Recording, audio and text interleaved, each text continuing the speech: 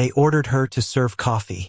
It was a simple, dismissive command, a casual assertion of rank over a woman they saw as little more than a piece of administrative furniture. Colonel Madsen didn't even look at her when he said it. His eyes fixed on a tactical map that was already 24 hours out of date.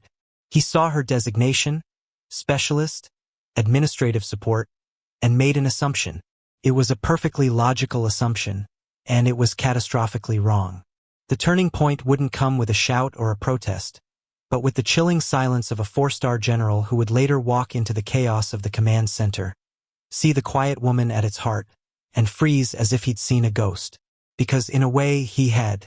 1. Arrival.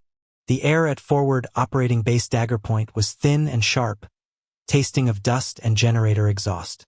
It scraped the lungs with every breath, a constant reminder of the unforgiving altitude and the hostile territory that stretched for 100 miles in every direction. Specialist Anya Varnon stepped down from the rear of the transport truck, her duffel bag slung over one shoulder.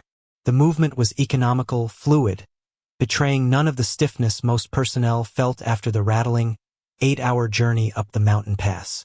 Her boots made a soft crunch on the gravel, a sound immediately swallowed by the oppressive wind. The base was an ugly, functional scar on the landscape. HESCO barriers formed a perimeter, their beige fabric stained with rust-colored dirt. A communications tower, skeletal and stark, clawed at the perpetually overcast sky. Soldiers moved with a weary purpose, their faces etched with a mixture of boredom and tension. No one paid her any mind. A new admin clerk was less than a curiosity. She was a logistical footnote, another mouth to feed, another body to assign to a cramped bunk. A tired-looking corporal with a clipboard ticked her name off a manifest. Varnon? Right. Barracks C, Bunk 7. Quartermaster will issue your linens. Report to the TOC for assignment at 0800 inch. He pointed vaguely toward a row of drab, prefabricated huts. He didn't offer to show her the way. Anya simply nodded. Her gaze swept the compound, not as a newcomer looking for landmarks, but as an assessor cataloging a system. She noted the blind spot near the Western Guard Tower, where the shadow of a supply depot created a perfect pocket of darkness. She saw the slight sag in the concertina wire near the southern fence, just enough for a determined infiltrator to exploit. Her eyes followed the power cables running from the main generators to the Tactical Operations Center, noting the exposed junction box, vulnerable to weather and sabotage. She registered the patrol rotations, the lazy way a sentry held his rifle, the subtle shift in weight that spoke of fatigue. It was a process so ingrained it was subconscious, like breathing. Inside Barracks C, the air was thick with the smell of stale sweat and gun oil. Bunk 7 was a top rack, its mattress thin and lumpy. She dropped her duffel, the contents shifting with a muted, metallic clink that was heavier than clothing ought to be. As she made the bed, her movements were precise, the hospital corners of her blanket sharp enough to cut. A young private in the bunk below watched her, intrigued by her silence. "First time this high up?" he asked, trying to be friendly. "No," Anya replied, her voice low and even. She didn't elaborate. She spent the remainder of the afternoon observing. She didn't speak unless spoken to. She watched the flow of people, the rhythm of the base. She saw the mechanics struggling with a faulty fuel pump on a light armored vehicle, their frustration a palpable thing. She saw the medics running drills, their movements efficient but lacking the desperate urgency of true combat experience. She saw everything, and in the quiet calculus of her mind, she began to map the base's weaknesses, not out of judgment, but out of a deeply buried, instinctual sense of responsibility. She was a ghost in their machine, invisible, silent, and already more aware of its flaws than the men who ran it. 2. Dismissal. At 0800 sharp, Anya stood before the commander's desk in the Tactical Operations Center, the nerve center of FOB Dagger Point. The TOC was a cramped, windowless container humming with the electronic drone of servers and radios. Maps covered one wall, littered with pins and grease pencil markings. Men with headsets murmured into microphones, their voices a low, constant thrum. Colonel Madsen didn't look up from the report he was reading. He was a man in his late 40s, with a face that seemed permanently fixed in a scowl of mild irritation. His uniform was crisp, his presence imposing. He radiated an aura of absolute authority, an authority built on regulation and the rigid hierarchy of the military. "Specialist Varnin," he said, his voice flat. He finally lifted his eyes, giving her a cursory once-over. He saw a woman of average height, with dark hair pulled back in a severe regulation bun. Her face was impassive, her posture perfectly still. There was nothing remarkable about her, nothing to suggest anything beyond her file. And her file was a masterpiece of bureaucratic obfuscation. Transfer from the 7th Logistics Battalion, a rear echelon unit known for shuffling paperwork. Before that, a string of similar assignments, all non-combat, all administrative. The last 5 years of her service record were heavily redacted, black bars covering entire pages. A common occurrence for personnel with mundane security clearance reviews or minor disciplinary actions that were later expunged. To Madsen, it spelled mediocrity. "Your file is sparse, specialist," he said, tapping a finger on the folder. "Says here you're proficient in records management and supply requisition. We don't have much need for that. This is a frontline position. We deal in bullets and intel, not paperclips." Anya remained silent. Her orders were to report for duty. She had. Madsen sighed, the sound of a busy man burdened with another triviality. "Look, I didn't ask for you, and frankly, I don't have a slot for you. The TOC is already overstaffed with comms techs and intel analysts who actually know what they're doing." He leaned back in his chair, a smirk touching his lips. He gestured toward the corner of the room where a coffee percolator sat on a small table. "However, morale is a crucial component of operational readiness." Several of the junior officers in the room exchanged knowing glances. The slight was obvious, public. "Since you're not busy, specialist, make yourself useful," Madsen continued, his tone dripping with condescension. "The pot is empty. Coffee, black, and keep it hot. That's your primary assignment until I figure out where to stick you." He turned back to his report, the dismissal absolute. He had categorized her, filed her away as irrelevant. To him, she was now the coffee girl. Anya's expression didn't flicker. There was no flash of anger in her eyes, no tightening of her jaw. An insult could only land if the recipient valued the source. She simply turned, her movements as economical as ever, and walked toward the percolator. She picked up the carafe, her grip steady. As she filled it with water, her mind was already moving past the petty humiliation. She was cataloging the layout of the TOC, the positions of the terminals, the model numbers of the encryption hardware, the frayed power cord on the primary satellite uplink. The coffee was irrelevant. The information was not. 3. Observation. For the next 72 hours, Anya performed her assigned duty with unnerving perfection. The coffee was never cold. The pot was never empty. She moved through the TOC like a phantom, refilling mugs, cleaning the station, and remaining utterly silent. She became part of the background, a fixture as unremarkable as the humming server racks. And from that position of invisibility she learned. Her observation was a constant, silent process. While pouring coffee for a bleary-eyed intel analyst, she'd glance at his screen, not at the classified text, but at the diagnostic data in the corner. She saw the latency spikes in the network, the intermittent packet loss from drone feed alpha, the one that monitored the treacherous northern ridge. The analyst, focused on his target, never noticed her fleeting glance or the way her eyes narrowed for a fraction of a second. While clearing mugs from the comm station, she listened. She didn't hear the words, but the cadence, the rhythm of the radio traffic. She learned to distinguish the calm, routine check-ins of the perimeter guards from the slightly more hurried reports of the long-range patrols. She heard the subtle static that preceded a signal drop from the Deep Valley relays and noted that it occurred most frequently between 0300 and 0400, when the atmospheric temperature was at its lowest. She filed the information away. She watched the people. She saw Lieutenant Kovic, the ambitious second-in-command, consistently over-reporting minor enemy movements, trying to build a case for more aggressive action. She saw Sergeant Reyes, the senior NCO, his hands showing the slightest tremor as he briefed the outgoing patrols. A sign of burnout he hid behind a gruff exterior. She saw the way the younger soldiers looked to Reyes for reassurance and the way Kovic looked at Madsen for approval.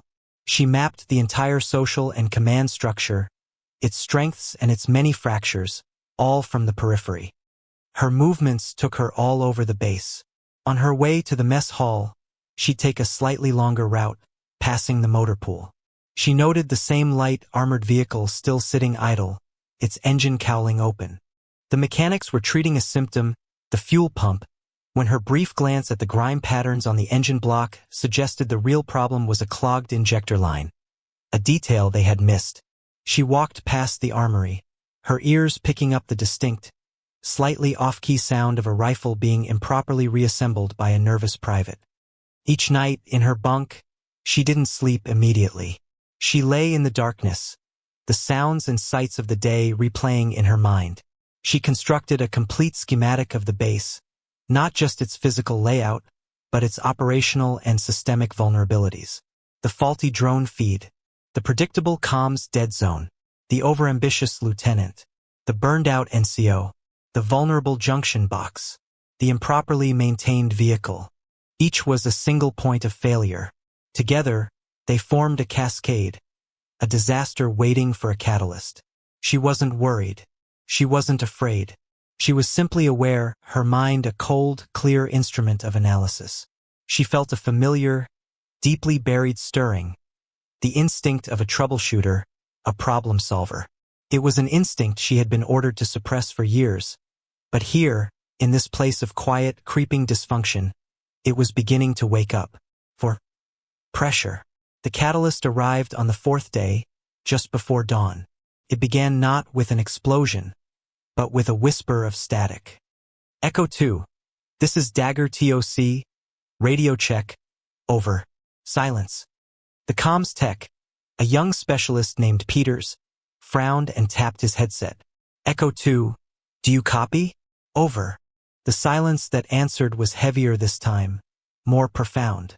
Echo 2 was a four-man reconnaissance patrol assigned to the northern ridge, the same area monitored by the intermittently failing drone feed Alpha.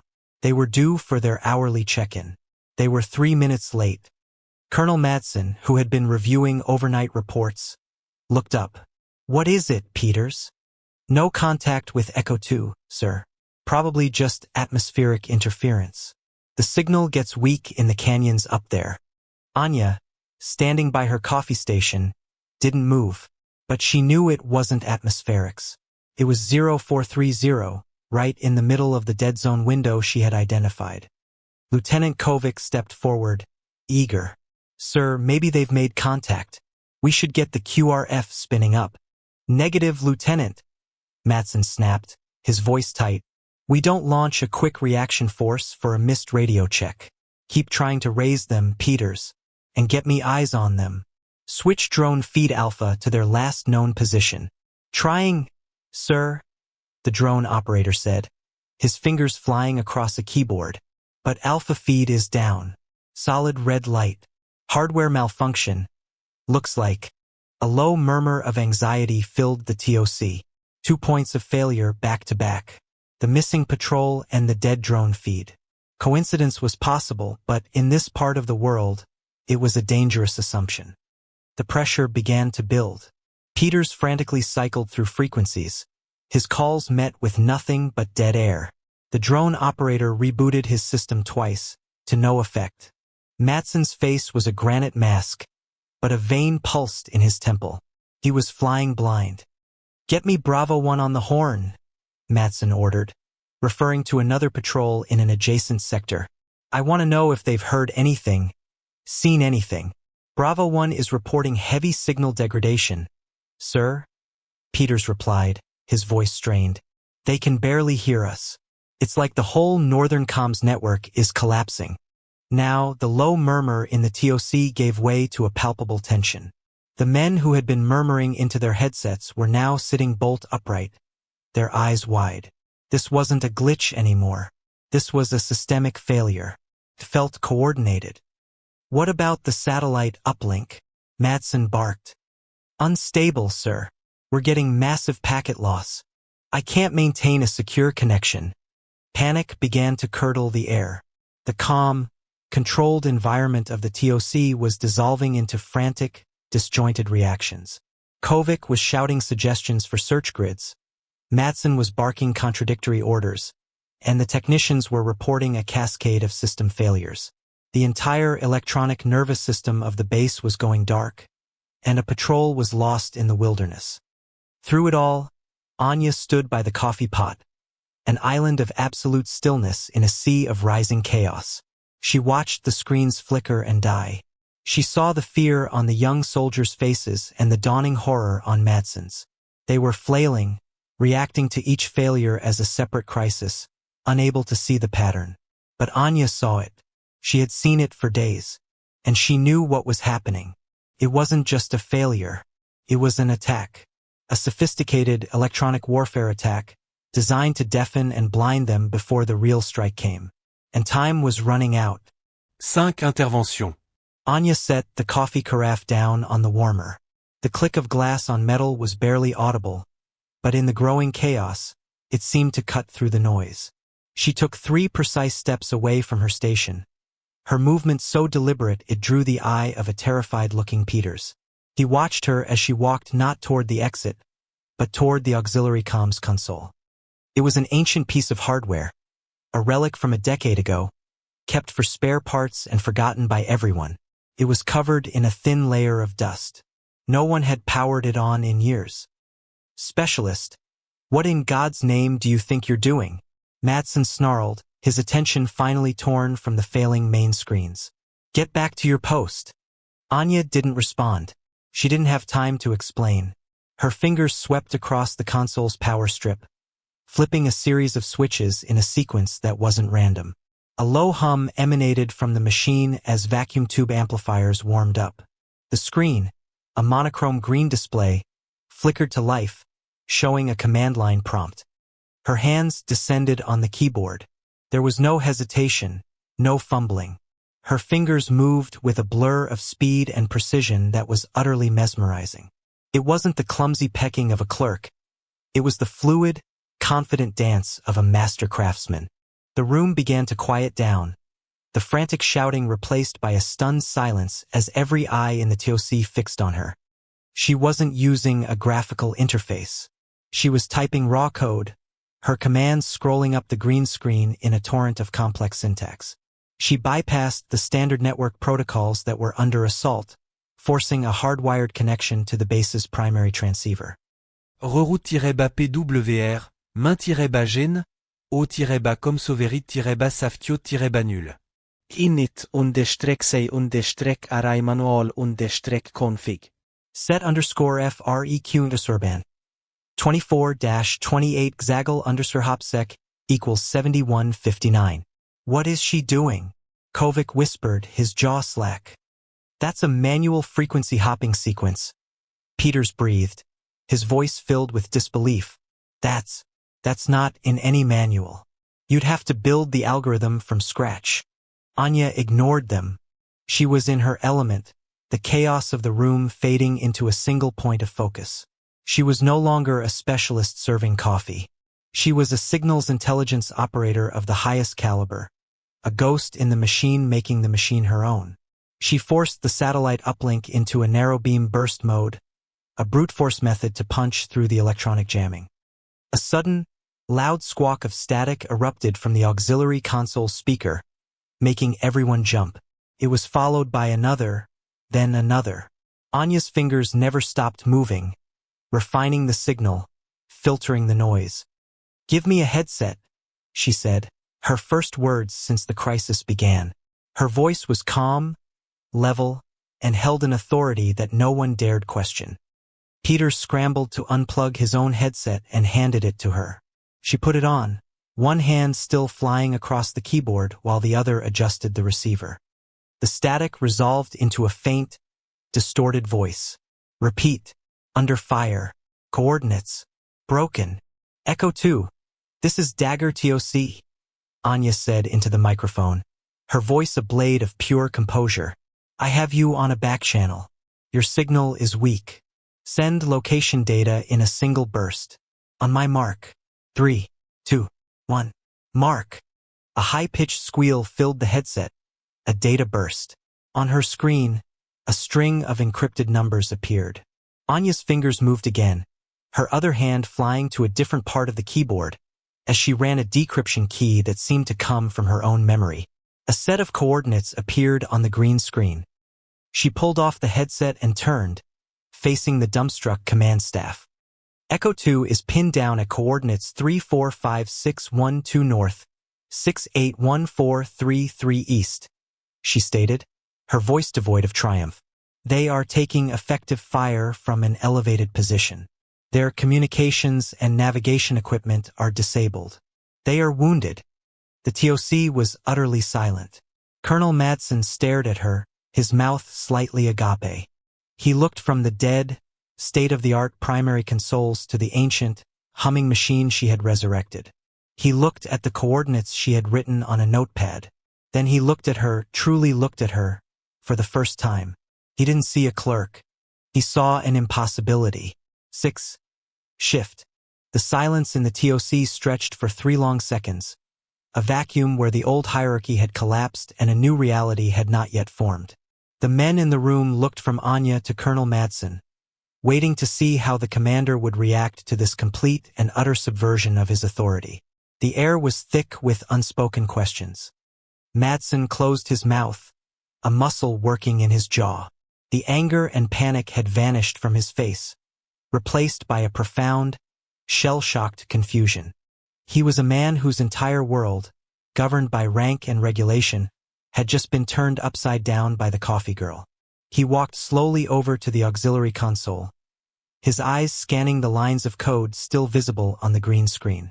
It was a language he didn't understand, but he understood the result. She had pulled a signal out of thin air when his entire multi-million-dollar comms array had failed. He turned to Peters. Peters, confirm those coordinates. Peters, galvanized into action, hurried to a paper map, the only system still reliable. He plotted the point with a ruler and grease pencil. Coordinates confirmed, sir. It's a box canyon on the north face of the ridge. A classic kill zone. The implications sank in. Echo 2 hadn't just lost their radio. They had been herded into a trap. Madsen looked back at Anya. The condescension was gone, vaporized. In its place was a wary, grudging curiosity. How did you do that? Your primary systems are compromised by a coordinated electronic attack, Anya replied, her tone factual, not accusatory. The enemy is using wide-spectrum jamming to isolate the base and targeted spoofing to disable specific hardware like the drone feed. The auxiliary console is analog-based. It's too old to be susceptible to those methods. I established a frequency hopping signal on a non-standard band to bypass the jamming. She explained it with the simple clarity of a mechanic describing a faulty engine. There was no pride in her voice. No, I told you so, it was just a statement of fact. The shift in the room was palpable. The junior officers and NCOs were no longer looking at her with disdain or pity. They were looking at her with a mixture of awe and fear. They had watched her operate with a level of competence that bordered on supernatural. She hadn't just fixed a problem.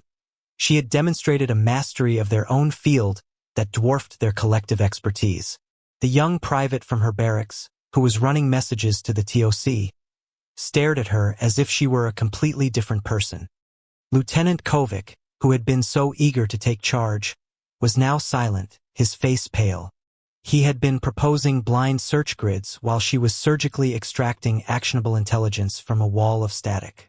He understood, perhaps better than anyone, the chasm between his ambition and her ability. Madsen stared at her for a long moment, his mind racing. He picked up her personnel file from his desk, the one he had dismissed so easily. The black, redacted bars seemed to mock him now. They weren't hiding mediocrity. They were hiding this. Who are you? Madsen asked the question quiet, almost a whisper. Anya met his gaze. Specialist Anya Varnin? Administrative support. It was the correct answer, and yet it was no answer at all. It was a shield, a wall of regulation she hid behind. But the illusion was shattered. No one in that room would ever see her as just a clerk again. She was an enigma, a weapon of unknown origin who had just saved 4 men's lives from a desk in the corner of the room. And the second, larger test was only moments away. 7. The second test. The immediate crisis had shifted from communication to survival. Echo 2 was trapped, wounded, and their attackers were closing in. "Get the QRF ready to move," Madsen barked, his command voice returning, though it now lacked its earlier arrogance. He turned to the map. "We'll approach from the south, use the access road to get as close as we can, then dismount and assault the high ground." "Sir, that's a 3-hour approach," Lieutenant Kovic interjected, finding his voice. "They'll be overrun by then. The enemy knows we're coming. They'll have the road mined and covered. It's the only viable route," Madsen countered, his frustration mounting.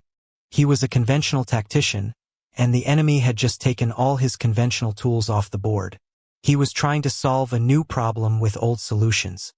He stopped, his gaze falling once more on Anya. She was standing by the map, her eyes tracing the topographical lines, her expression unreadable. The entire TOC staff was watching him, waiting. The decision he made next would define his leadership. He swallowed his pride. It was a bitter pill, but the lives of his men were on the line. "Specialist," he said, the word no longer an insult but a plea. "You seem to see things the rest of us don't. You have the board. What do you see?" It was the ultimate concession of authority. He was handing the tactical planning for a live combat operation to a specialist whose official job was making coffee. It was an act of desperation and a tacit admission of her superior ability. Anya didn't react to the monumental nature of the request. She simply stepped closer to the map. Her finger traced a path that no one else had even considered. "The direct approach is a feint," she began, her voice low and steady, drawing the command staff in. "The enemy expects it. They're using the box canyon as bait to draw our QRF into a larger ambush on the southern road. That's why they initiated the comms blackout, to force us into a predictable, aggressive response." She pointed to a different part of the map, miles away from the canyon. "Here, there's a geological survey marker for an old mining ventilation shaft. It's marked as collapsed on this map, which is 10 years out of date. But satellite thermal imaging from 3 years ago, if you cross-reference it with geological strata reports, shows a consistent temperature differential. It's not fully collapsed. It's likely open." She looked up, her eyes sweeping over the faces of the stunned officers. "The shaft's exit is here," she said, her finger landing on a point just 300 meters above and behind the enemy's overwatch position. "It bypasses their kill zone completely. You send a small team, 4 men maximum, lightly equipped, through the shaft. They will achieve complete surprise. Neutralize the overwatch, and Echo 2 can exfiltrate through the canyon floor while the enemy is disoriented." "What about the main QRF?" Kovic asked, mesmerized by the audacity of the plan. "You send them," Anya said, pointing back to the southern road. "Loud, obvious. Let the enemy see them taking the bait. They'll be the distraction. The real rescue will be over before the QRF even makes contact." The plan was brilliant. It was unorthodox, incredibly risky, and relied on a stunningly deep synthesis of disparate information. Geology, old maps, thermal imaging reports she could only have theorized existed. It was a plan born not of military doctrine, but of an intelligence operative's mindset. Misdirection, stealth, and exploiting an enemy's assumptions. Madsen stared at the map, seeing the logic of it instantly. It was a checkmate in 3 moves. He felt a chill run down his spine. This wasn't just tactical competence. This was artistry. He looked at Sergeant Reyes, the burned-out but deeply respected NCO. "Reyes, you heard the lady. Pick your 3 best men. You're going down a hole." Reyes, who had been listening with rapt attention, nodded, a flicker of his old fire returning to his eyes. He looked at Anya, not with the awe of the junior officers, but with the profound respect of a fellow professional recognizing a master of the craft. Yes, sir, Reyes said, but his gaze remained on Anya. We'll need a comms link that works in that shaft. Something that won't get jammed. Anya was already turning back to the auxiliary console. I'll configure 2 handhelds for a low-frequency, subterranean repeater system. You'll have line-of-sight communication within the shaft and a single burst transmission capability once you're at the exit. Keep it brief. Madsen watched her, no longer confused, but deeply humbled. He had ordered this woman to serve coffee. Now, he had just handed her the lives of 2 of his squads, and he had done so with more confidence than he had ever felt in his own plans. The second test was underway. 8. The reveal. As Sergeant Reyes and his hand-picked team scrambled to gather their gear, a new and unexpected variable arrived at FOB Dagger Point. The thumping beat of a Black Hawk helicopter cut through the air, a sound far heavier and more powerful than the light utility choppers that usually serviced the base. It landed in a whirlwind of dust and gravel, its fuselage bearing the 4-star insignia of a full general. The ramp lowered, and out strode General Marcus Thorne, commander of all regional forces. He was on a surprise inspection tour, a fact that would have sent Colonel Madsen into a panic on any other day. Today it was a distant secondary concern. Thorne strode into the TOC, his aide-de-camp trailing behind him. He was a man who commanded respect with his presence alone. Tall, grim-faced, with eyes that missed nothing. He took in the scene at a glance. The dead primary consoles, the frantic energy of a rescue mission in progress, and the small group of officers huddled around an ancient piece of equipment. Colonel Madsen, Thorne's voice boomed, cutting through the tension. Report. What in the hell is going on here? My command ship lost all contact with this entire sector 20 minutes ago. Madsen snapped to attention, his face pale. General Thorne, sir. Apologies for the situation. We are under a sophisticated EW attack. We lost contact with a patrol Echo 2. We have a rescue operation in motion. Thorne's sharp eyes scanned the room, cataloging every detail. He saw the coordinates on the map, the unorthodox plan taking shape. His gaze swept past the officers, past the technicians, and then it stopped. It stopped on the woman with her back to him, her hands still flying over the keyboard of the auxiliary console, fine-tuning the low-frequency radios for Reyes's team. For a moment, he just stared at her profile, at the severe bun of dark hair, the ramrod-straight posture, the intense focus. A flicker of disbelief crossed his face, then confusion, then a dawning, stomach-dropping recognition. He took a half-step forward, his inspection forgotten, his aide ignored. The blood drained from his face, leaving the weathered skin ashen. The formidable, commanding general suddenly looked like a man who had seen a specter from a half-forgotten nightmare. Sir? His aide asked, noticing the general's strange behavior. General, are you all right? Thorne didn't hear him.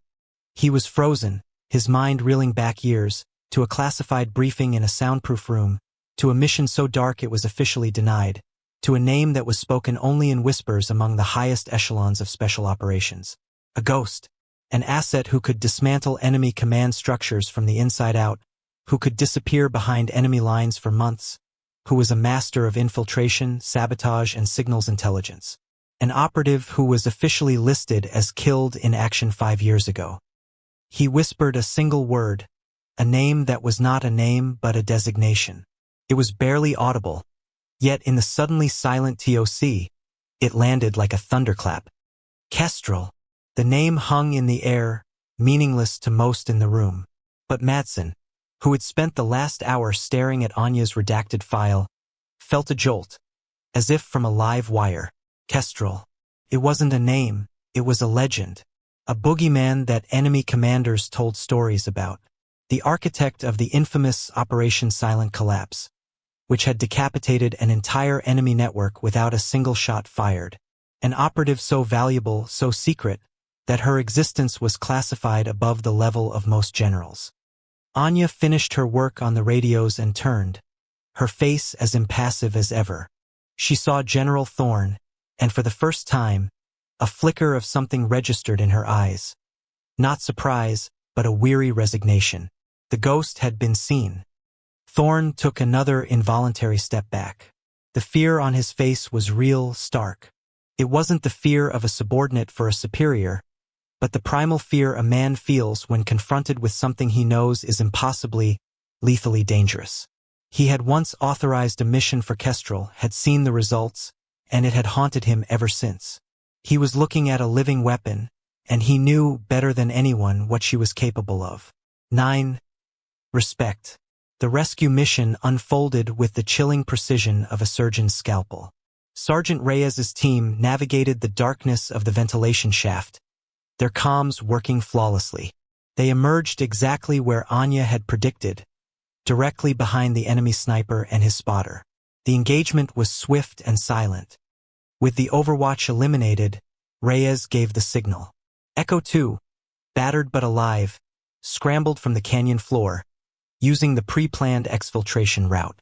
Simultaneously, the main QRF, still miles away on the southern road, engaged in a loud, dramatic, and utterly pointless firefight with a token enemy force left behind as bait. By the time the insurgents realized their trap had been dismantled from within, it was too late. All 8 soldiers were accounted for and heading back to base. When Sergeant Reyes and his team returned to the TOC, they were grimy, exhausted, but radiating a triumphant energy. They bypassed Colonel Madsen. They bypassed the stunned-looking General Thorn.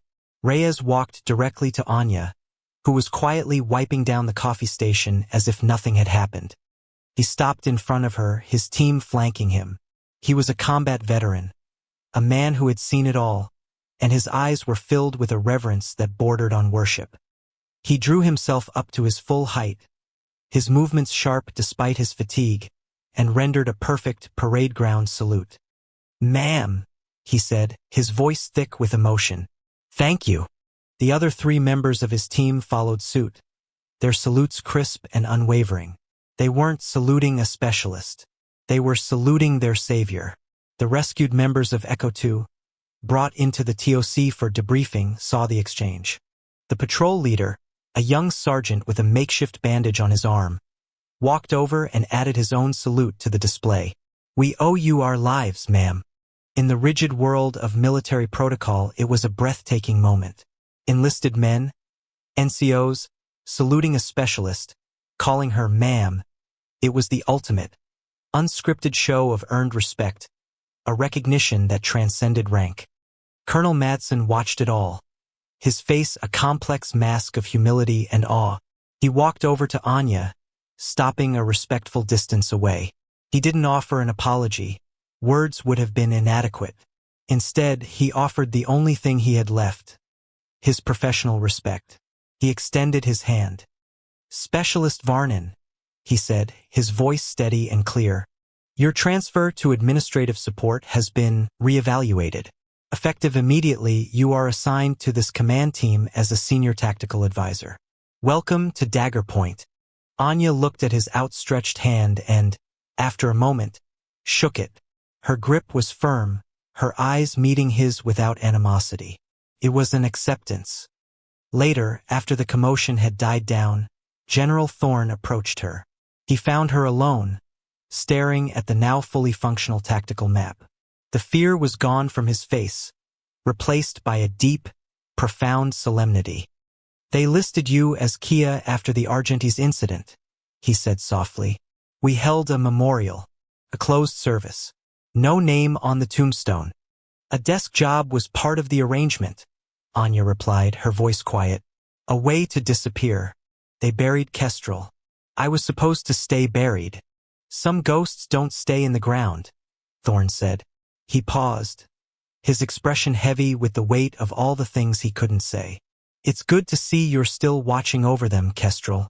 It's good to know you're still on the wall." He didn't salute. He simply gave a slow, deliberate nod, a gesture of respect between equals, between 2 people who understood the true cost of the shadows they inhabited. It was a quieter, but perhaps more meaningful acknowledgement than any salute. 10. Closure. The next morning, the sun rose over the jagged peaks, casting long shadows across FOB Dagger Point. The air was still cold, but the oppressive tension of the past few days had lifted, replaced by a renewed sense of purpose. The base felt different, felt safer. Anya Varnon was not in the TOC. She stood near the western perimeter, by the same blind spot she had noted upon her arrival. She was watching the sunrise, a simple ceramic mug held in her hands. The coffee inside was hot, and she had made it for herself. She was no longer invisible. As soldiers moved about the base, preparing for the day's duties, their paths seemed to subtly divert around her. They gave her a wide berth, not out of fear, but out of a deep and abiding respect. They would catch her eye and offer a crisp nod, a gesture she would return in kind. The coffee girl was gone, erased from the collective memory of the base. In her place stood a guardian. A young private, the same one from the rescued Echo 2 patrol, approached her. He was carrying a rifle, not his own standard-issue M4, but a finely tuned State Route 25 marksman rifle. It was cleaned, oiled, and calibrated to a level of perfection that spoke of hours of meticulous work. He stopped a few feet away, holding the rifle out to her, butt stock first. "Figured you might want something with a little more reach, ma'am," he said, his voice quiet. "The armorer said it was spare. We tuned it up for you." It wasn't an order. It wasn't a requisition. It was an offering, a tribute. It was the soldiers of the base acknowledging who and what she was and arming their protector without ever being asked. They were giving her back the tools of her trade. Anya looked from the young soldier's earnest face to the rifle. She took it from him, the weight familiar and comforting in her hands. She worked the charging handle, the sound a solid, satisfying clack in the morning quiet. She checked the optics, her eyes scanning the distant ridgeline. "Thank you, Specialist," she said, using his proper title. He simply nodded, gave a quick, respectful glance, and walked away, leaving her alone on the perimeter. Anya didn't return to the TOC immediately. She remained at her post on the wall, the rifle held loosely in one hand, the warm mug in the other. She was a silent, solitary figure against the vast, hostile landscape. She was no longer Specialist Varnon, the administrative clerk. She wasn't even Kestrel, the ghost from a forgotten war. She was simply a hyper-competent woman in her rightful place, a quiet sentinel whose value was no longer in question. Her dignity was intact, her respect earned not through rank or words, but through the undeniable truth of her skill. And as the sun climbed higher, she continued her watch.